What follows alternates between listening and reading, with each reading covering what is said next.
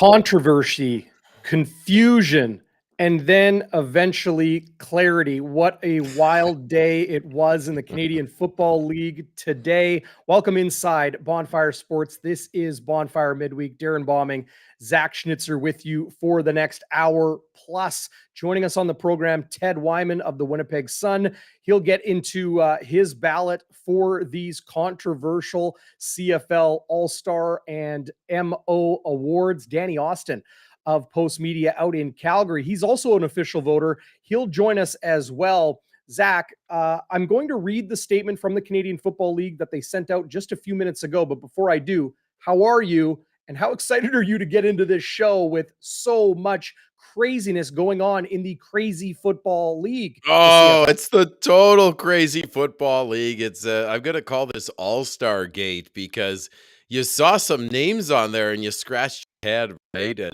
And you know what? Hey, I'm glad they rectified it. I'm not here to pile on.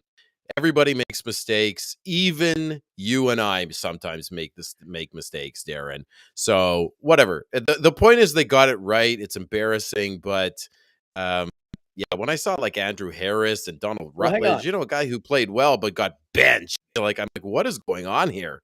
Don't give it away yet. Okay. For those of you that aren't aware of what happened on November 2nd, people aren't aware today. Pardon me? People aren't aware? Well, in case where are you living? Under a rock? This is the statement the Canadian Football League put out this evening on Wednesday, November 2nd. Yeah. I quote, "Earlier today, the CFL issued a news release announcing this year's East and West Division All-Stars, which were voted on by coaches, the media, and fans. A subsequent examination has revealed that an error was made in the tabulation and weighting of votes, which resulted in errors in that press release. The CFL offers its sincere apologies to everyone involved, especially the players who were incorrectly announced as All-Stars or were incorrectly left off the list." That would be the initial list. "We have also issued an apology to the Canadian Football League Players Association. The responsibility for this mistake rests solely with the CFL and not those who cast ballots or the CFLPA. We want to apologize to our fans for this unacceptable error. A correct list will be issued shortly." End of statement from the CFL. That came out tonight following so many question marks. You saw the YouTube thumbnail. It tells the whole story. All-star shockers, inexplicable, confounding selections for East and West Division All-Stars at a lot of positions.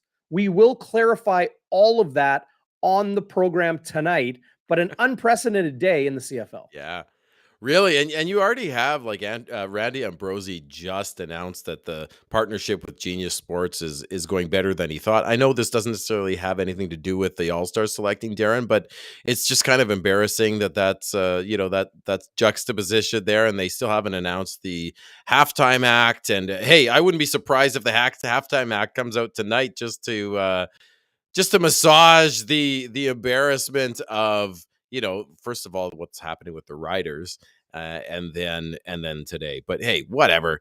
We got the new names. I'm just joking, folks. I don't think you live under a rock if you don't get it. You just don't refresh Twitter every 5 seconds and abandon your responsibilities like I do.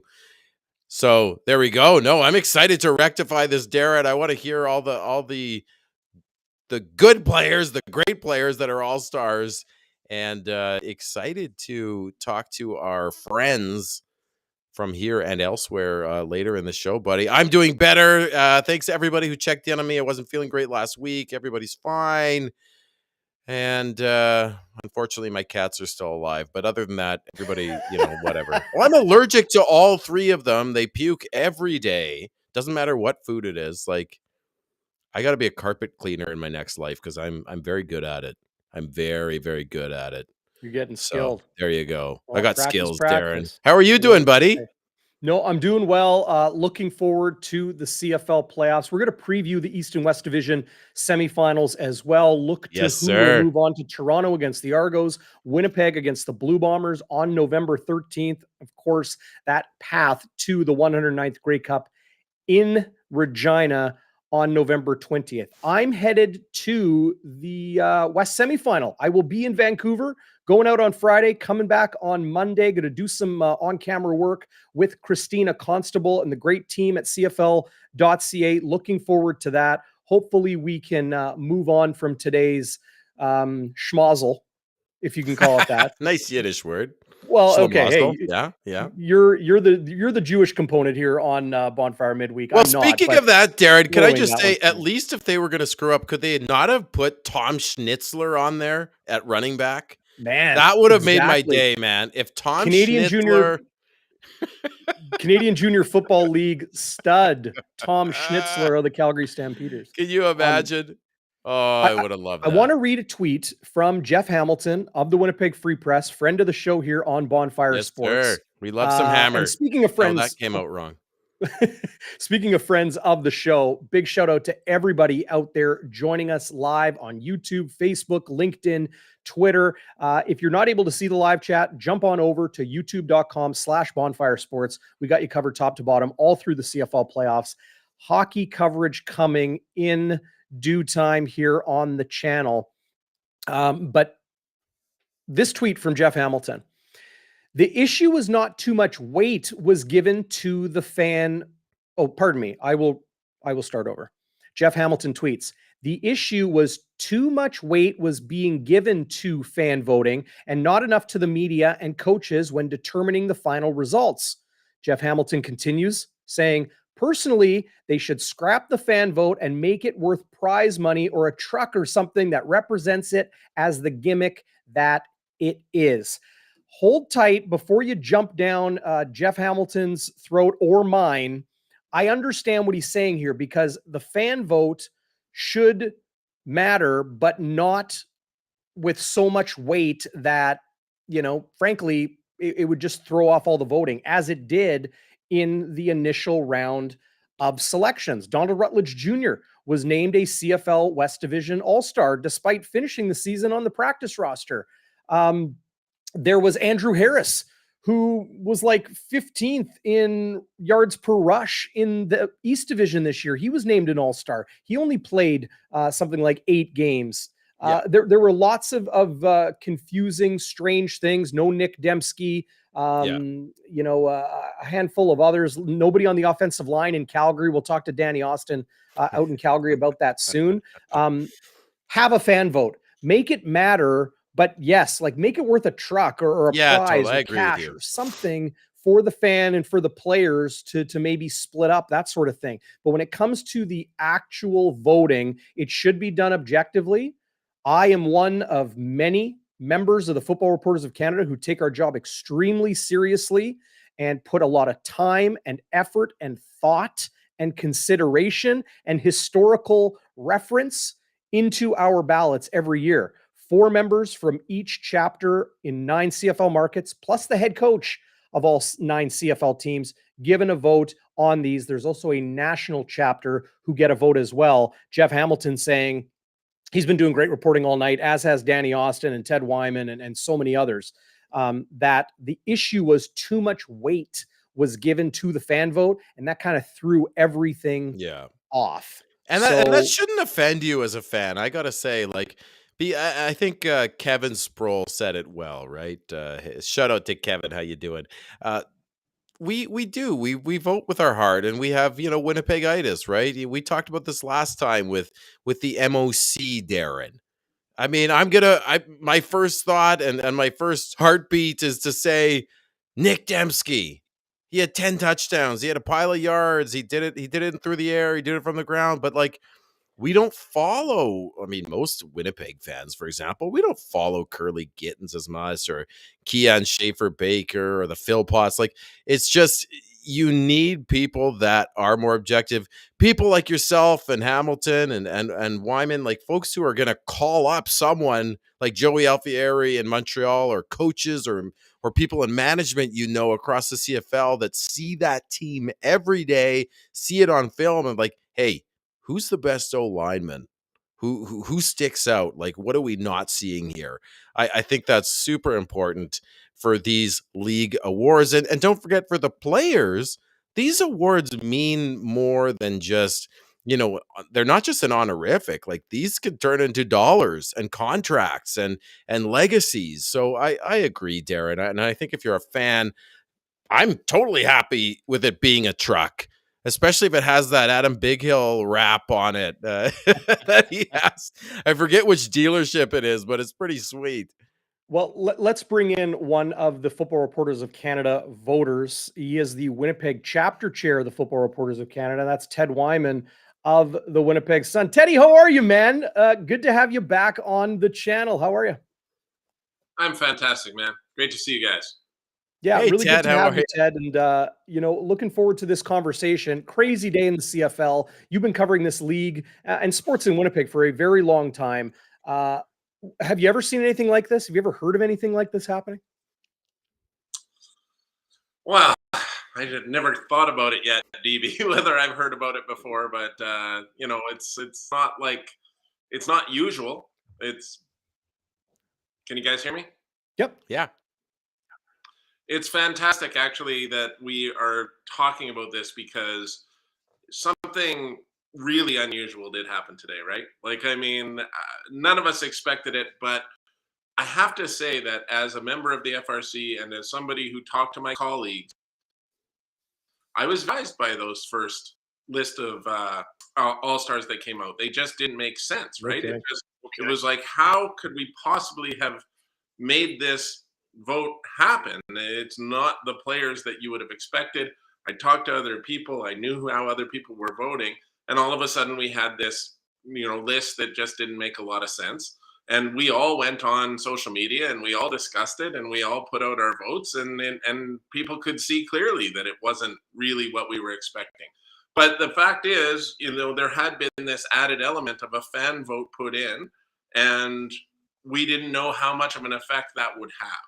And so when you look at that and you have to try to take it in stride and say the league wanted to include fans in this, and maybe that particular aspect of it skewed the vote a little bit. Well, I don't think it actually skewed the vote as much in the areas where I thought it was.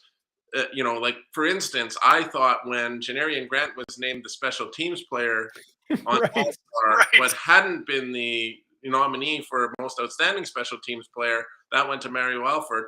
I thought that might have been something to do with the fan vote. Well, as it turns out, that one wasn't. That one is still, still an accurate part of the vote. But what was, there was a whole lot of names on there that just didn't really make sense. And they were removed in the end by the CFL in a kind of a stunning move. Somebody had to mea culpa and say, we didn't do this right. And I guess you have to give them credit for coming forward and doing it right. But it isn't a great look on the CFL today. There's no doubt about it. All three of us here on here love this league. All of our colleagues love this league. We don't want to see them have days like this, but unfortunately, it is a day like this. Yep. Craig Smith, longtime CFL player personnel man, joining in and saying, I love the CFL, worked in it for 20 years. That was an embarrassment. Ridiculous. Yeah, indeed. I mean, they have straightened things out. And I'm getting a little bit of feedback here, but I digress. Let's bring up the updated ballot in the CFL, and it starts with the quarterbacks, of course, McLeod Bethel Thompson and Zach Collaros in the East and West, respectively. AJ Ouellette named an East Division All-Star at running back. That previously was Andrew Harris. Kadeem Carey named in the West. Gino Lewis, Curly Gittins Jr., Jalen Ackland, Tim White, and Stephen Dunbar named the East Division wide receivers. In the West, no surprise, Dalton Schoen, Dominique Rhymes, Malik Henry, Nick Dembski, who was originally left off the ballot, and Kenny Lawler in Edmonton. Before we get into the offensive line, fellas, did they straighten it out with your satisfaction? That's pretty in line with what I voted for. Exactly who I voted for in terms of all of those players so far, including the receivers. And the receiver situation was something that I was surprised by, to be honest. When I saw that, I couldn't believe Malik Henry wasn't in there. I was very surprised that Nick Dembski wasn't in there.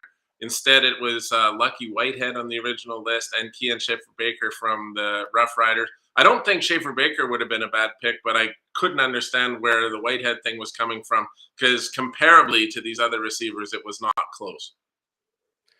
Moving And I down, like seeing AJ Ouellette on there. The guy is a He was workout fantastic. fiend and a nice story and has a sweet beard. So hey, win on all fronts. in the East, going from center to guard to tackle, Justin Lawrence, Brandon Revenberg, Jacob Ruby, Dayon Allen, and Landon Rice in the East. Sean McEwen at center for the West, which I think they got right. That was definitely my vote. He's frankly been my center vote the last couple years. Pat Neufeld of the Blue Bombers and Ryan Sevier at guard, and then Stanley Bryant and Derek Dennis at tackle. Let's get your perspective on this, Zach. Derek Dennis named a West Division All-Star. This morning, it was Jamarcus Hardrick at tackle. Now it's Derek Dennis. Well, that's what we were talking about that just before Ted came on, Darren, where as a fan, we vote with our heart. And I saw Jamarcus Hardrick on there and I was like, sweet, Jamarcus Hardrick is on there. But yeah, I mean, just given the stats and how well Calgary protected both Bo and the mayor, the new guy in town, and just their run game was superb. I mean, it just makes sense, right? As much as I have Winnipegitis, that's the last time I'll say Winnipegitis, because it sounds like a disease, and it's not a bad thing. But yeah, no, I'm happy Derek Dennis is on there if I take off my blue goggles. Now, Ted, you know that this is one of the hardest positions to vote for, and I imagine for fans even more difficult because they can't, that they don't have those conversations around the league with, the people that know these things.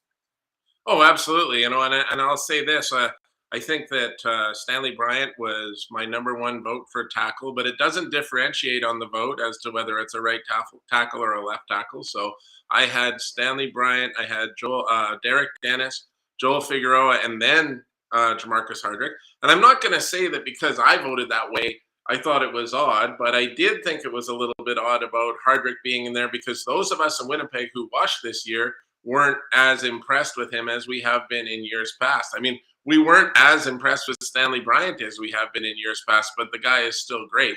And, he still is right there at the top, and he is the most outstanding offensive lineman in the West by the vote. It's just that, that offensive line position is tough. You have to talk to people, you have to talk to coaches, and you have to look at what stats you can have. And if you do look at the stats, the Stampeders allowed the fewest sacks, and they had the best rushing game. So those are stats that support a team having at least one and potentially more offensive linemen on the All-Star team. And as it turns out, it's been correctly done that way, and the Stampeders are recognized. Let's quickly go through the defense. And Ted, great to have you on board, one of the official voters in the Football Reporters of Canada, joining us here on Bonfire Midweek. Defensive ends and defensive tackles in the East, Lorenzo Malden of Ottawa had a fantastic year. Julian Hauser from Hamilton, Micah Johnson, and Sean Oakman in Toronto. Over in the West, Willie Jefferson and Sean Lemon. Lots of conversation there for most outstanding defensive player in the league or in the West. They're both West Division All-Stars. Jake Serezna and Mike Rose. I love these picks. It's exactly how I voted. Serezna and Rose aren't talked about a lot with a lot of the defensive line talent in the CFL today. Glad those guys got their recognition that they were due. I don't think that's a surprise at all there, DB, on that list. That's exactly what I would have picked or did pick. And in all honesty, it was a tough pick just between Sean Lemon and Willie Jefferson for me for the most outstanding defensive player. Sean Lemon had the more supportive stats for it. There's no question about it. And I did end up voting for him. But, Willie Jefferson does so much on every play, knockdowns, pressures. He's dropping back into coverage. He does so many different things. He causes chaos. It makes that a tougher vote than a lot of people would think, because the numbers, if you're just going to look at sacks, that certainly supports Lemon. But I think he's deserving of that recognition right now. Yeah, is there any thought, gentlemen, to sort of a legacy sort of thing? We talked about this, Darren, a week ago, that Sean Lemon has played for X number of years, never won an award, and it's sort of the aggregate of what he's done. Do people think about that when they vote? Not at all. as like well, Ted, something I mentioned last week on the show is I might use that as kind of like a tiebreaker. If I'm really stuck between two, I might give it to the guy that maybe hasn't received the recognition in years past, but I definitely don't use it as a main, criteria for a selection. Well, and the other question I had is pressures, because Ted, you mentioned pressures, which can be even more influential than sacks, and especially with a guy like Willie Jefferson, who's a game wrecker, who may not get the stats, but he's all over the place. CFL doesn't measure that anymore. How hard does that make your jobs? Does that make it harder, and then you have to do more background research, call more coaches and videographers and GMs and whatnot? We have Derek Taylor, who is the king of the stats, so we got to. Yes, thank goodness. I'll tell you that Willie Jefferson was very high up there in the pressures, but I don't. The last time he showed the pressures to me, Sean Lemon wasn't even the leader on his own team in pressures. I mean, there is questions like right. That's one of the things. I think Sean Lemon has had a great year. I'm glad he's being recognized. I did vote for him, but the truth is that defensive line in Calgary was excellent. There was a lot of guys putting up those numbers. So, I mean, it's a tough one, right? Like, you can't. I think we are trying as a group in the Football Reporters of Canada to recognize players that maybe the stats don't always point to, right? Because if you watch the games, guys that cause that havoc and make friends. And if you do end up just voting on stats, and I mean, the truth is there are some people that do, because, and I'm going to have to admit I do somewhat too, because I don't see every minute of every game that is played by BC or Saskatchewan or Edmonton or Calgary. I see a lot of it. I try my best to watch as much of it as I can, but I don't see every minute of it. And you're not analyzing it in the same way as you are when you're watching the Bombers. So right. Understandably, you're going to make a combination of what you've seen and what you read in terms of the stats and try to make your most educated vote on that. Now, the truth is sometimes it gets a little bit skewed when it comes to the stats. But I think this second list that has come out is pretty darn accurate, I got to tell you. I absolutely agree. And Ted, we're just going to keep you for a couple more minutes. We got Danny Austin, your colleague at Post Media. He is in Calgary. Another FRC voter will join us in just a couple minutes time. But let's quickly go through the rest of the defense. Wynton McManus, Javan Santos-Knox named the All-Star linebackers in the East. Adam Bighill and Cameron Judge in the West. CLB stands for cover linebacker, the dime backer spot, the strong side linebacker. It's essentially a DB. They finally got this right. Cameron Kelly of the Hamilton Tiger Cats in the East. I had Chris Edwards of the Toronto Argonauts, number 1, Kelly 2, but that's a good pick there. Derek Moncrief, to me, deserving of this award in the West. The East Division defensive backs, Jamal Peters, Jamal Roll, Richard Leonard, Wesley Sutton, Gary Peters, Jonathan Moxey, Marcus Sales, and Dietrich Nichols, the human tarpaulin in the West. Luches Purifoy is the Western safety all-star. Tunde Ndeleke, the Eastern all-star of the Hamilton Tiger Cats. Seth Small and Rene Paredes, the kickers, East and West respectively. John Haggerty and Cody Grace, punting, and then special teamer Chandler Worthy in Montreal, Janarian Grant of Winnipeg to round things out in the Division All-Star voting. I'm with you, Ted. The, confusion and controversy and mistakes earlier in the day, I feel pretty much fully rectified. I feel very good about, as a voter and just a fan of Canadian football, I feel very good about this list now. Well, other than one, and I think the fact that Janarian Grant, although he had a great season, the fact that he's on as the special teams all-star is not right, because Mario Alford was voted as the most outstanding special teams player in the West Division, and he should be the all-star. I mean, I'm sorry, that's just the truth. The voters clearly didn't make that connection between the two, but they should have. I mean, you can't vote for one in one place and not the other. It just doesn't make sense to me. There are in the consideration when you're doing the all-star vote. So, I guess that makes some sense, but it's a little odd that that's the way that worked out. If there was any other one that I would question on there, I mean, I certainly was surprised when Winston Rose was on the list earlier and he's not anymore. I certainly was surprised that he was on the list earlier and he's not anymore. And I really think, although Adam Bighill is one of the best players in the CFL, an incredible offensive player with tremendous skill, playmaking ability, leadership. He does everything, and he's fully worthy of being one of the All-Star linebackers. I truly believe that there may have been this year a really good argument for it to be maybe Jameer Thurman or Darnell Sankey. Thurman's in Calgary, Sankey's in Saskatchewan, and Cameron Judge, who did get on the list. I think those guys all had, really good arguments to be the guy this year. No, well put. Well put, Ted. We'll have to leave it there. So much conversation around this to get to. So thank you so much for your time. I advise everybody to follow you on Twitter at Ted_Wyman and read his work in the Winnipeg Sun. Thanks again, Teddy. We'll be talking to you soon with Ted. the playoffs just getting ramped up here. See you, Zach. See you, DB, and have fun with Danny. That's going to be interesting. Oh, yes, absolutely. Ted Wyman joining us here. And great to have his perspective on that, Zach. When he says Danny's going to be good, you hang tight, everybody, for that.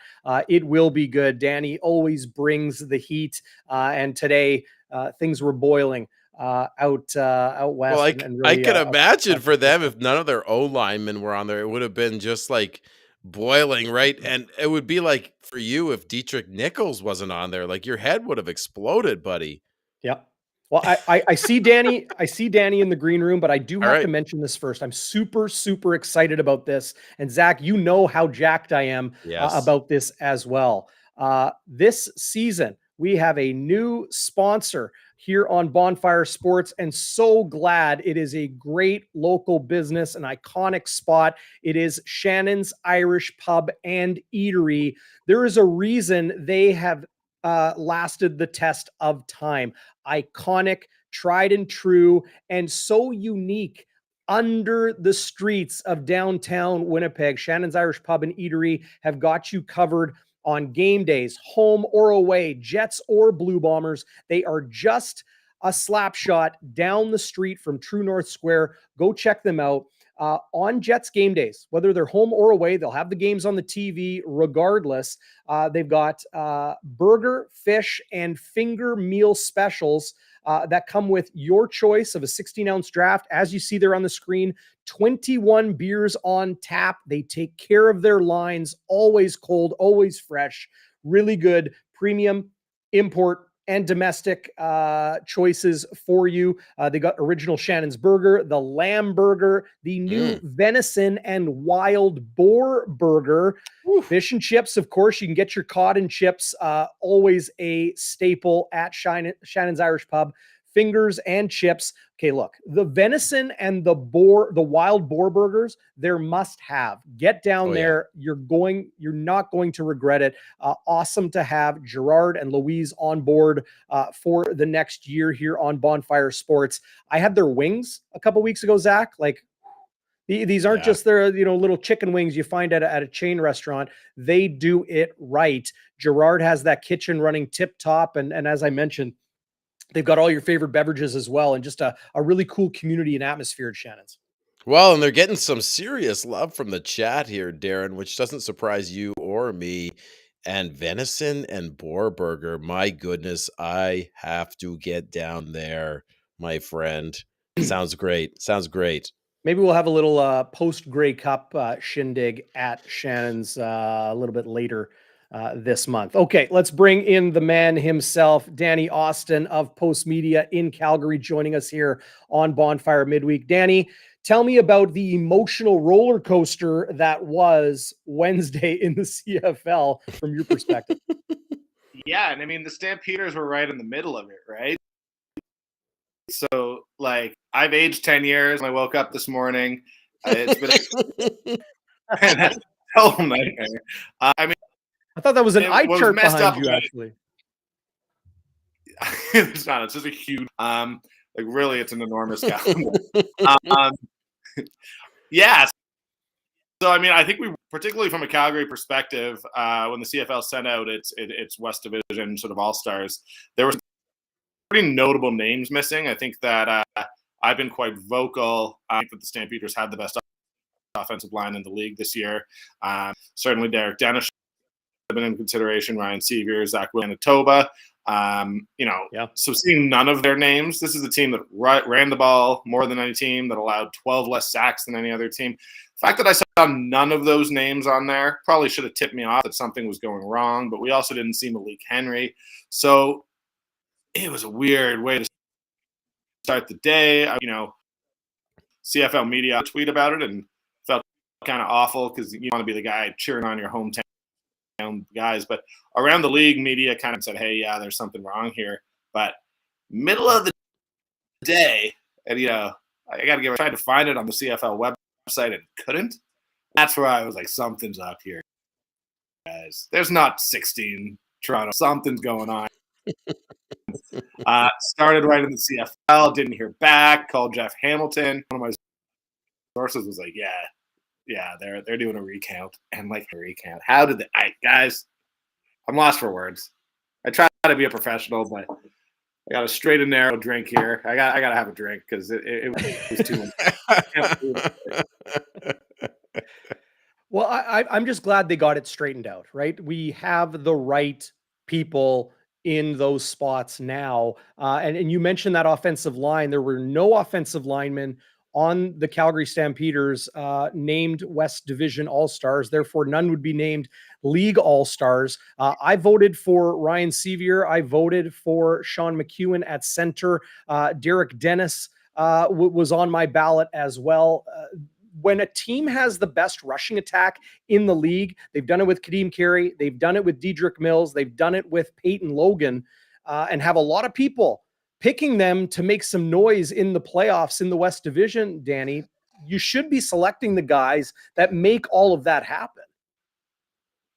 That's certainly how I feel. It's like when I watch this Stampeders team, which I obviously do very closely every game, like the passing good. Like Jake Mayer is not going to be what gives the Lions or the Beast or the Blue Bombers trouble. It's going to be that run game, and that does all start with those interior linemen in particular.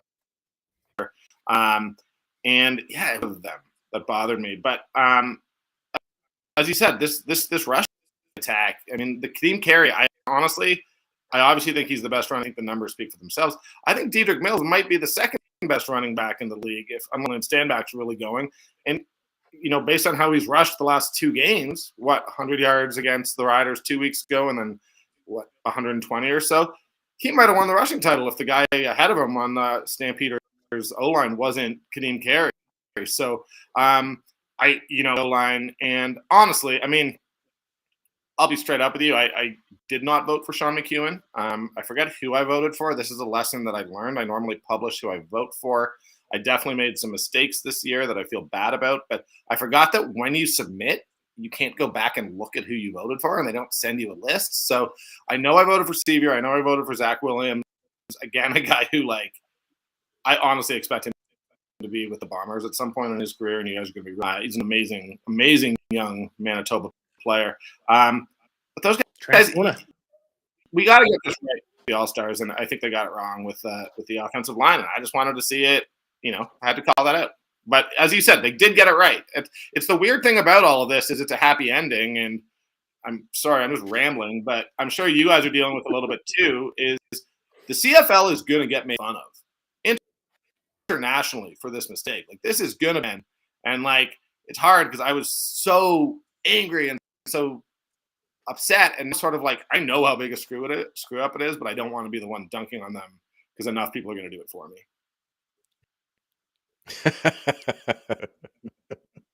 Go ahead, Zach. Yeah, well, it is, and honestly, it's just from a fan perspective, it's sad.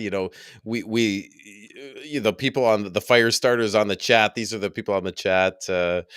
Daddy, that's what we call them because we're very creative. It's the bonfire, the fire starters. They're chopping wood every day.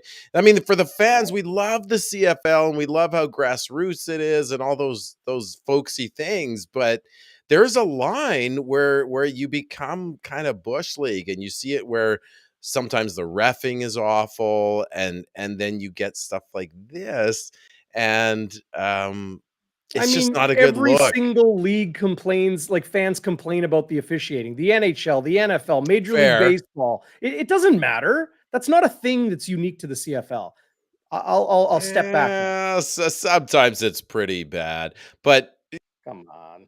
but it's just like when there isn't enough media coverage, when league where there's only one station covering the league, there's no national broadcast. All of those things, right? Covering the league.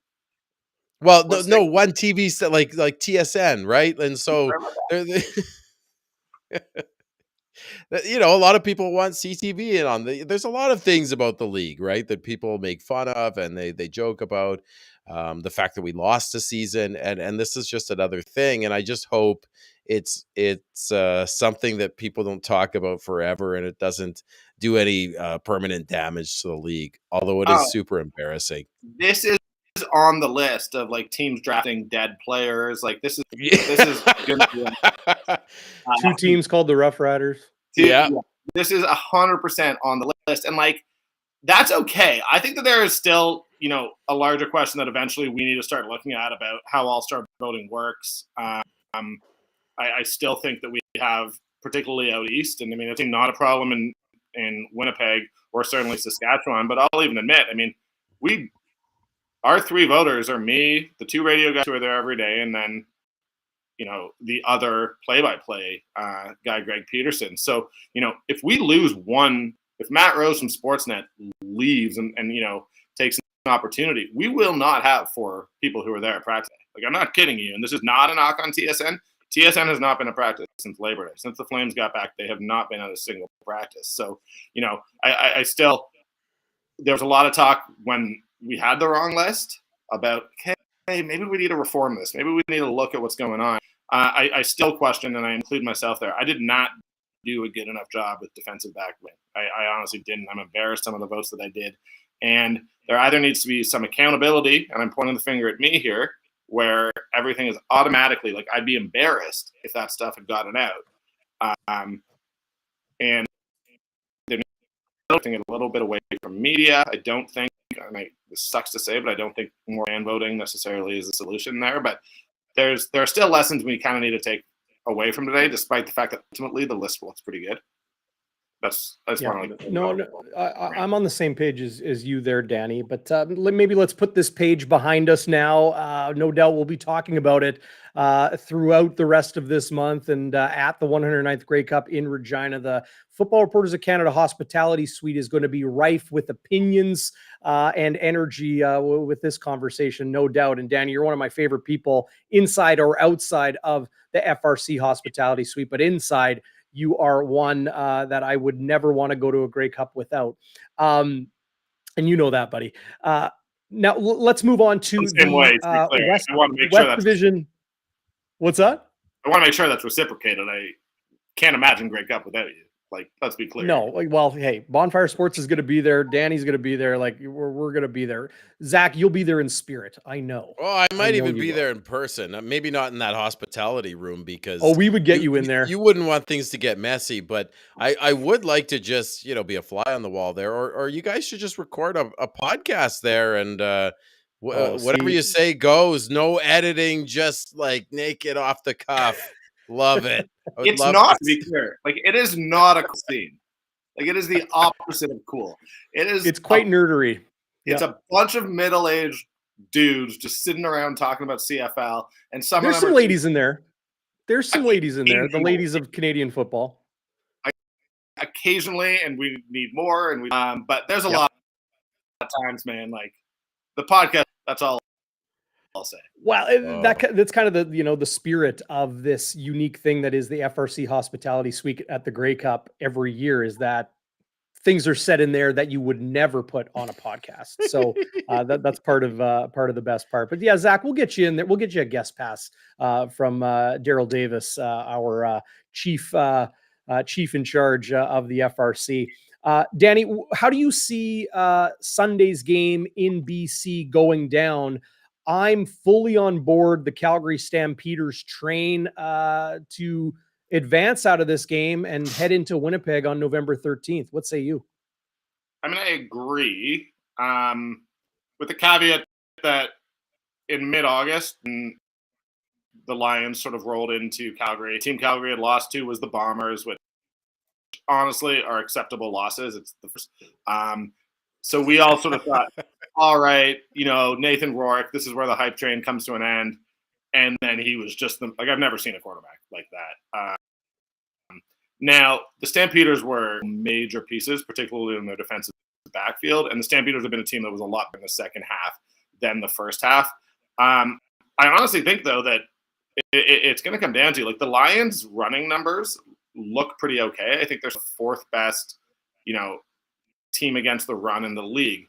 The first 8-9 games, they were up by 20 points the entire time. So, teams weren't able to run against them. And I think that their runs per carry are not that great. So for a Stampeders team that really seems to have unlocked something with this Dedrick Mills, Kadeem Carey combo, and then Peyton Logan sort of coming in as well, I think that's a major advantage. And then honestly, prove me wrong, but I got to see Nathan Rourke actually go out and be a stud, because it took him being a superhero to beat the Stampeders 41-40. I think the Stamps are on a bit of a roll right now. They've lost 3 times to the Bombers, so I'm not picking them for the West Final. But I just think that they're a little bit more. They're a little more hungry. They look a little more just like they know who they are right now than the Lions, in my opinion. I think that's going to matter, and I think they're just going to run them into the ground. When you got stuck there, the thing that popped right into my head is they're more playoff hardened than the BC Lions. Yeah, I just see them as a more prepared team, experienced and just built from the toes to the shoulders to win in the postseason. Well, and it's weird. It's going to be -20 on Sunday in Calgary, so I don't think any of us are where the game was here. But I really just wanted to go to Vancouver because I like Vancouver, and I wanted to eat great sushi and drink good wine and have a good time for the weekend.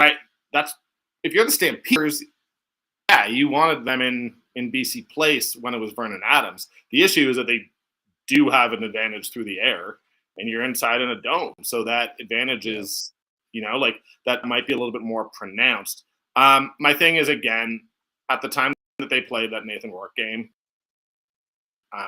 they made a huge mistake with sort of a 3-man front, an extra linebacker into coverage, and just didn't work out. Their linebacker wasn't good enough at sort of dropping back there to make a real difference.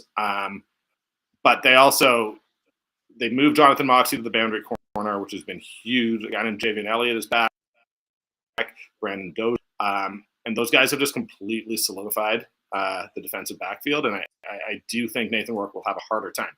That said, he makes throws he can't stop. So, I am picking the Stampeders, but I'm not confident about it. I can easily see Nathan Rourke just coming in and getting hot. And this, if not being a blowout, because I think the Stamps are too good for that, the Stamps just not being able to keep up. Zach, let me ask you this off of the comment from Matt Carr, who's watching on YouTube. I think this game could go either way, says Matt Carr, but Calgary has a way better chance of beating Winnipeg in the West Final than BC does. What's your perspective on that? Being a fan of the Blue Bombers, as you are, Zach, do you want the best team to come out of this game, or do you want the team to come out that you think Winnipeg will have an easier time with? As a fan, I want BC, baby. I don't think Rourke is 100%. He had a fumble he wouldn't usually lose there. His throws weren't quite on point.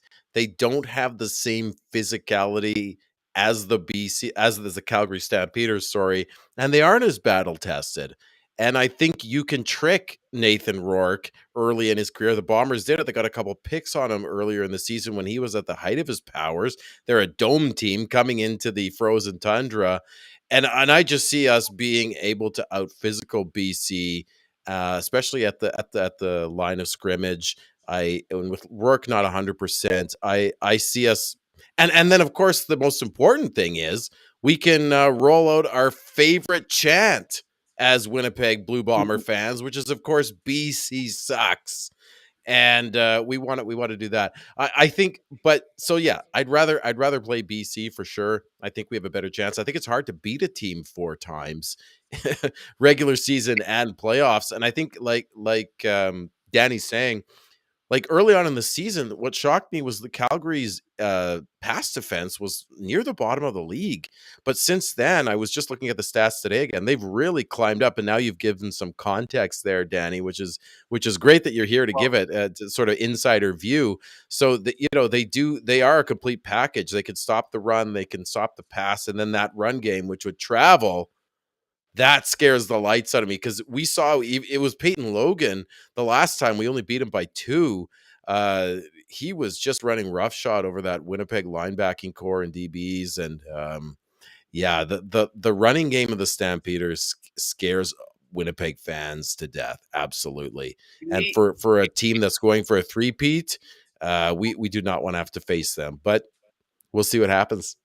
Is it possible? And I'll ask either of you, like, is Zach Collaros better against other teams? Because, like, sincerely, yeah. Well, we used to always think that Calgary quarterbacks are always better against the Bombers than other teams, right? So maybe it's just a little bit of the football gods sprinkling it the other way. It's like a big part of the way the Calgary D-line rolls is Mike Rose kind of bursts through the middle and quarterbacks take 2 steps and either Oramolade or Lemon collapse on them. And just like completely calm, just like runs to his right and just whips the ball down the sideline and seems to hit his receivers perfectly in stride. It's unbelievable. Like since realistically it would have been 2019 semifinal when it was me in Calgary, and Zach just inexplicably, like I talked to Nick Arbuckle after that game. He said he couldn't feel the ball. He'd come in for short yardage, and meanwhile Zach just looked like he was having the time of his life, just whipping the ball all over. It was nuts. Yeah. Yeah. Well, hey, Danny, I know you got a radio hit. In just a couple minutes. You're a busy man today, and rightfully so. You cover this league so extremely well. Looking forward to seeing you possibly here in Winnipeg on November 13th, but definitely at the Grey Cup in Regina, no matter who is there representing the East and the West. Thanks for your input, as always, my friend. Yeah, we've got to go to that pub you were talking about. I was chat. They love it. So if I'm there for like West Final, you're not saving that for post Grey Cup. You're saving that for me. Okay, now I'm hoping Calgary comes because I want to get in on that, get a Boar burger. Yes, let's do it. No doubt. Nice to meet you, Danny. It's fun. Guys. Cheers, Danny. Danny Austin of Post Media joining us here from Calgary on Bonfire Midweek.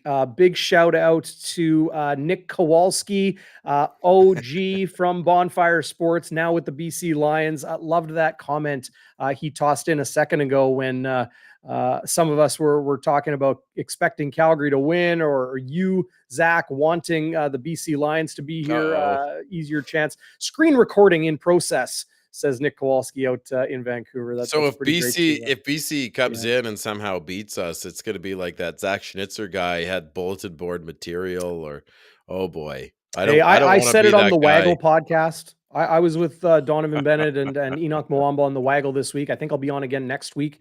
I think Calgary's the better team. I think they are going to upset BC on the road, if you call it an upset. Yeah, I wouldn't even. But that all said, Zach, let's get into our CFL and NFL picks for the week. Now that we've talked about Division All-Stars and some of those MO awards and the rest, and look towards this first round, you'll see the numbers on the ticker below.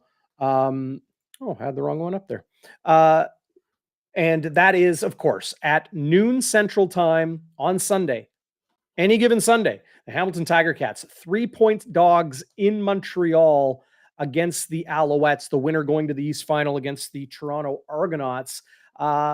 We've been doing rapid fire on these CFL picks, Zach, but maybe let's take a little bit more time on this because it is the postseason. Do you like Hamilton? Do you like Montreal? For those longtime viewers here on Bonfire Sports, I think you guys know which way I'm leaning. And I'll just say this, folks, stick around because I'm going to reveal the fourth part of our TSV holiday giveaway, folks. It's going to be a great holiday package, and this last one is a real doozy from our friends at TSV.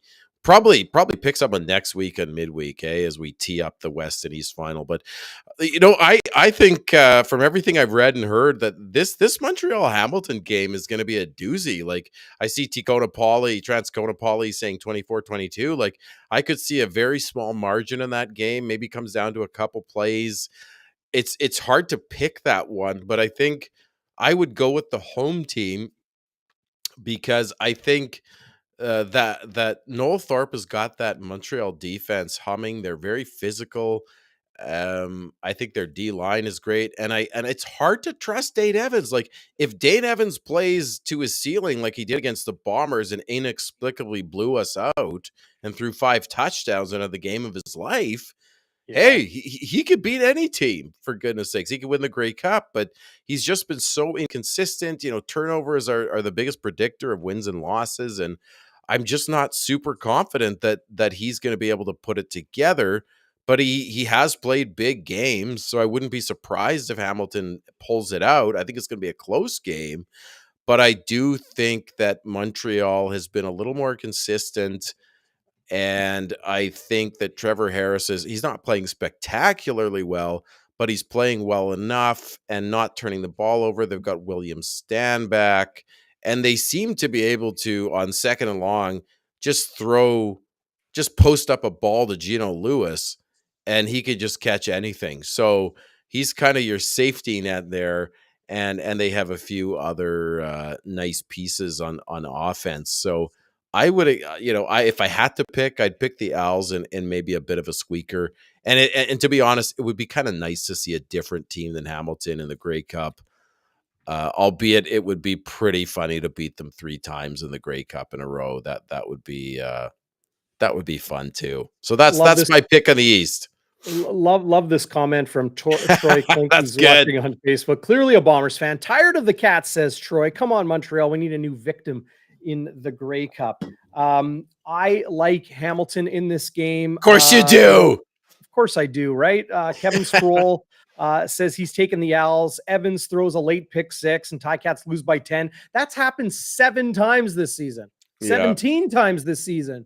700 times this season. It's not going to happen again. Yeah. The Ticats are on a 4-game winning streak. They have definitely ironed out a lot of wrinkles. I like them against or in Montreal this week, despite them being 3-point underdogs. What you can do is you can go to SIA.com/bonfire, sign up, get a 100% bonus in bet credits. I think you can put in $1,000 and you get another 1,000 in bet credits when you wager that first K. But you can put in as little as $20, but go to SIA.com/bonfire and help support us directly here on the channel. The next game, of course, is the Stamps in Vancouver to face the Lions. I like Calgary plus the points. 2.5-point favorites are the BC Lions. Does that tip your favor at all, Zach? No, I'd still take Calgary. I actually don't. Maybe I'm crazy. Well, yeah, I am absolutely crazy, but I don't think it's going to be a close game. And when I say that, I think the Stamps win by at least a touchdown, Darrin.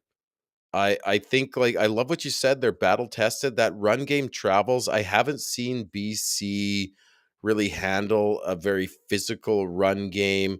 I don't think Rourke is 100%. You saw him uncharacteristically underthrowing guys in the last week's game at the Madhouse on Matheson. I don't think that clears up in just a week. And listen, he's under the lights. It's a playoff game, right? And I think with BC, with the way Calgary's run defense plays, Rourke is going to have to play at a very high level in order for them to win. And I like what Danny said. By the way, it was awesome having those guys here.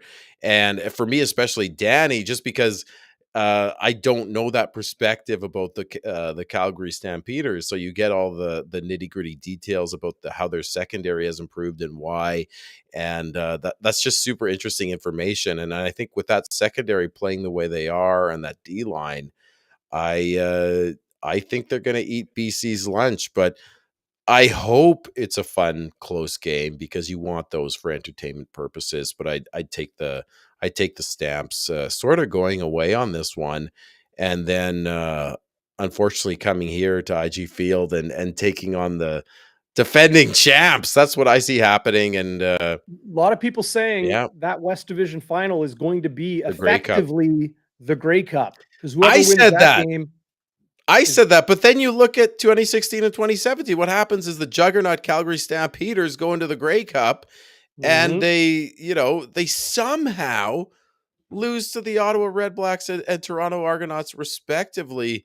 Especially that Toronto game was just shocking. Just the bounces that had to go Toronto's way in that one, Darrin. But anything can happen in one game. You sometimes have the weather playing a role. So I by myself am eating so crow. I said that before, but I'm not going to Regina or watching the Grey Cup at home and saying, "Oh, for sure the Bombers are going to win against an East team." Like, you know as well as I, weird things happen in the Grey Cup.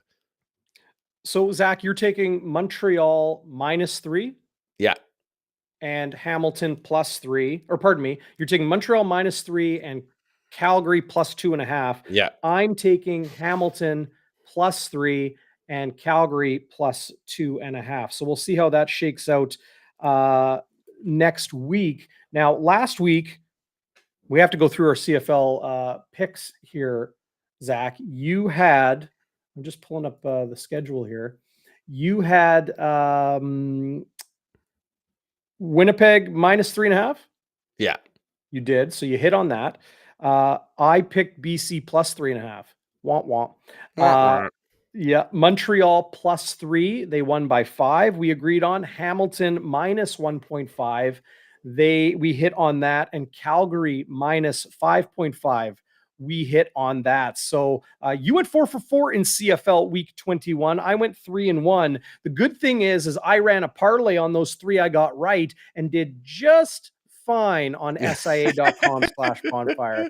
Feeling good going into. I went 4-0. I mean, nice job for you with the parlays, and folks, check out those parlays because they're fun, and you don't have to bet a whole lot to make some moolah there. But I'm like, look, you get plus points in taking Yeah. Calgary this week.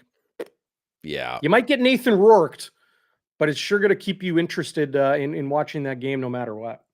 Oh, absolutely. And I'm kicking myself because, I got involved with the kids and I forgot to bet the house on Calgary again last week because I just knew that Saskatchewan would just roll over again. And but that's okay. I'm making a good NFL bet this week, Darrin, and I'm pretty confident in it. Should we get into our NFL picks? How did you do last week, my friend? Yeah. So last week we each went 1-1. So after your abhorrent start to the NFL season, I think we started week 3, but you were entering the week 2-8. You are now 3-9. I entered the week 5-5. I'm still at 500 now at 6-6. You had Cincinnati -3.5. Of course, they lost to Cleveland. You had Dallas -9.5. Yeah, Gregory. 9.5. They covered. Yeah, baby. It got within a touchdown for a bit, and I got a little bit frightened, but then Dallas pulled away. But inexplicably, Cincinnati lays an egg against the Browns. I'm still not sure how that happened, but hey, it's sports. Yeah. And for a second straight week, I missed by like a point. 2 weeks ago, I had Baltimore -6.5 at home to Cleveland. I think that was a 5-point win, so I lost it there. Atlanta, I had -4.5. That was a 3-point win in Atlanta for the Falcons in just a game between two absolutely abhorrent teams. And then I hit on Tennessee -2 at Houston. I'll admit, I did not know Ryan Tannehill wasn't playing, but I felt a lot better when I saw Derrick Henry's all-time rushing versus Houston, and he did not disappoint. He had over 200 yards. I think I hit a player prop on that on SIA.com/bonfire look at as you. well for Derrick Henry to hit 100 yards or 103 yards or something like that. He nearly doubled that number. So that was easy money there. Yes, sir. So looking towards this week, in the NFL, Zach, as we wrap things Yeah. up here on Bonfire Midweek. Let's hear your NFL picks. Well, I'm gonna continue that theme with the Houston Texans, the lowly Houston Texans. I believe is the GM like some lay person that doesn't know anything about sports. That's like a preacher or something. I remember hearing that. Nothing wrong with preachers, but you shouldn't be the GM of a team. Well, he gave $250,000 to a guy that like might go to prison. Sorry, $250 million to a guy that may go to prison. Oh boy. Like 25 charges. Anyway, the Texans are a tire fire. Philadelphia is just killing it on offense and defense, creating turnovers. Jalen Hurts is the real deal. So they're favored by 13.5 on the road on Thursday night. College football game off a short week, and I'm just gonna go ahead and pick that low hanging fruit. Okay. Watch Philadelphia just uncharacteristically lay an egg on me, but I'm going to take the 13.5 because I did it last week with Dallas at 9.5. So I'm just going to up it. I also have Philly on the money line this week in my personal betting, folks. I mean, I just don't see how they lose to Houston, but of course it's Thursday night. Fritchie saying Thursday night football is unpredictable. That's very true. So I am kind of taking a risk here, but I'm going to take Philly minus 13.5. The Fly Eagles fly and just droppings all over them. And my other pick is unfortunately Green Bay. Sorry, folks. I'm not an Aaron Rodgers fan, but he seems to like to pick on those lowly Detroit Lions. And sorry, Troy Klink, I know you're a Michigan guy. I'm not sure if you're a Lions fan, but he does seem to pick on the Lions. And I think they were pretty embarrassed in that loss to the Commanders. I think they're going to come back.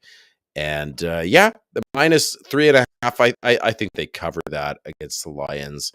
I don't really believe in the Detroit Lions. And I hope one day, long after I'm dead, they get to a Super Bowl, Darrin. But I don't think anything's going to change there. So you got two road favorites early in the week, the Thursday nighter and then Green Bay, Detroit at noon on Sunday. I'm going to take another game at noon on Sunday. The Carolina Panthers have traded away everybody. They have moved on from Baker Mayfield. They are going to start a XFL quarterback. He was probably the best player in that league. Yes. The name is escaping me, so forgive me, but I still like Cincinnati coming off a primetime game this past week. It is a bit of a short week for them, but I do like Cincinnati to cover 7 at home to Carolina. And then I haven't picked my second one, as I always do here on Bonfire Sports. So Vegas in Jacksonville. I don't know if I want to touch that one. Atlanta is a PJ Walker. Josh Wolf has. Sorry, Darrin. It's PJ Walker. Yeah. Thank you. That's right. Athletic quarterback. This is the one I like. Another 12 o'clock game on Sunday. I like the Chargers to go into Atlanta and cover 3. So Los Angeles Chargers -3 at Atlanta. They had their hands full with the lowly Carolina Panthers last week. I think the Chargers are going to go in there and win by more than a field goal. So you got Philly to cover 13.5. Yeah, baby. In Houston. Rolling the dice. Green Bay to cover 3.5 in Detroit. I've got Cincy to cover 7 in Carolina and the Chargers to cover 3 in Atlanta. You and I both going 2 games favorites on the road. NFL Week 9. We're going on the road, and you are actually going on the road, Darrin. I'm super psyched to see you on the CFL content in BC. You're going to enjoy some nice weather. Maybe have some sushi, some nice wine out there on the coast. You deserve it, buddy.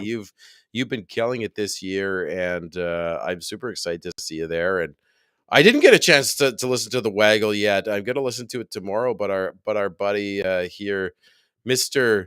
Moving Up here, Darrin Bauming, right, is on the show again. So you must be doing something right. I'm really excited to join the CFL.ca team as I have a couple times in years past. Christina Constable, one of my favorite people in the league. Her and I are going to be doing some on-camera stuff before and after the West semifinal in Vancouver this weekend, and then back here in Winnipeg with the West final. Chris O'Leary of CFL.ca, one of my favorite writers on the CFL beat. Him and I are going to do some on-camera analysis before and after the West final. So West final edition of Game Day After Dark might be a bit delayed, but I have a feeling it's going to have some legs with it being a game win or go home for the 108th or 109th Grey Cup. So going to be a lot of fun. Keep it locked to Bonfire Sports this weekend. I will be in Vancouver to see who comes out of that one to face the Bombers on November 13th. Absolutely, buddy. I can't wait for that game. You know, I hope it's a close one, and I think it's going to be awesome to see you and Christina on CFL.ca. And, you know, we get to be at a West final. I mean, you think about folks, you know better than I, the fans on this chat. Like, if I would have told you in 2014 or 2013 or 2012 or 1997 that Winnipeg would be in 4 straight Western finals, hosting the latter 2 at home, going for a three-peat, like we have lived through some absolute trash in Winnipeg. That 29-year drought, all that stuff.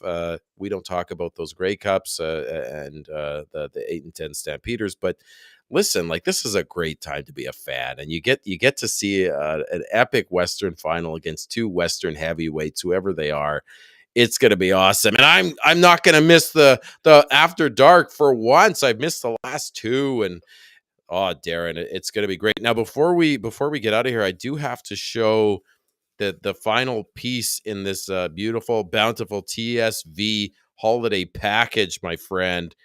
And it is, I don't know if it's at the Bomber store yet. Of course, you can get their stuff at Amazon and Shoppers Drug Mart and Fanatics, but Winnipeg company, homegrown, great people. David Thompson, not the David Thompson, but this is a Bombers bartender set. It's got a sweet sort of retro logo here. Very and then cool. You go around and it gives you a bunch of different recipes for cocktails. So you've of course got the screwdriver, mojito, Long Island iced tea. It's got a measurement here. That's so cool. You know, if you're like me, you could see how much you're putting in. Because I've got to have my sober second thought, right? A Moscow Mule, Bloody Mary. You don't have to look it up on the internet. It's right here for you. And it even has like the size chart, like how much you put in. So, you know, this much white rum, this much lime juice, this much club soda. They tell you how many mint leaves for that mojito. And then you get this sweet little stir stick. Oh, yeah, the sprinkler. And a shot glass, a shot glass. It's teaspoons, milliliters, tablespoons, ounces. You can't screw it up, folks. And then you've got this top here to mix it all up and pour it out. And of course, all in your Bombers blue and gold, and tidies up beautifully for storage, Darrin. So I think this is an absolute marquee piece from TSV, and they just absolutely killed it with this one. So you can have it at your holiday party. You could be enjoying it as you rewatch the Grey Cup, maybe in December or January, where it's you're freezing your butt off. So there you go. I'm trying to get the spoon in. So folks, that's gonna be we're gonna pick a winner next week. Sorry, I'm going on here. I just want to show. Of course, we had that sculpted mug. That was week 1. Then we had the official sideline gear, which is the hand warmers, and then we had the beautiful Hanukkah bush, Christmas ornaments from the Blue Bombers, TSV. It's all great stuff, and it's gonna be one sweet package for our lucky winner. That'll be a great holiday gift for you to either enjoy or pass on to a loved one or friend or whatever. That's a pretty great thing. So a big shout out to TSV, the Sports Vault, ShannonsIrishPub.com. More information on that in the video description below. But I want to mention one more time our good friends at Shannon's Irish Pub and Eatery. You won't regret going. Just a shot down the street from True North Square, 175 Carlton. Iconic for so many reasons. The food, the drink, 21 beers on tap, all of your favorite Irish scotches, Irish whiskey, scotches, Canadians, whiskeys as well, your cocktails, and tons of great drinks, your domestic favorites, local options as well on a rotating selection. They got there. The food is excellent. Go check them out. The wings, the venison, and the wild boar burgers are must have. Jets game day specials, home and away. Games are on the TVs. You'll have a great time with our friends at Shannon's Irish Pub and Eatery. Well, Nice. hey, that pretty much does it for us today, Zach. Yeah, man. Like, Show. bring on the playoffs. Great show, Darrin. Awesome of you to get some all-star guests on, other than me, of course. And yeah, just love it. I'm gonna re-listen to this one as soon as I can, because I want to hear Ted and Danny talk again. Seem like great guys, and hope to meet them at some point. And enjoy BC, my friend. I hope to see you on CFL.ca, and check out the Waggle folks. Our good friend DB here was on there. And yeah, enjoy the playoffs. I hope they're both great classic games we'll be talking about for years. And we'll be talking next week, my friend, teeing up the Western Final. It's going to be a good one. Back to back to back, baby. Thanks for joining us, everybody. We will see you next week right here on Bonfire Midweek. Have a great weekend. Enjoy the playoffs.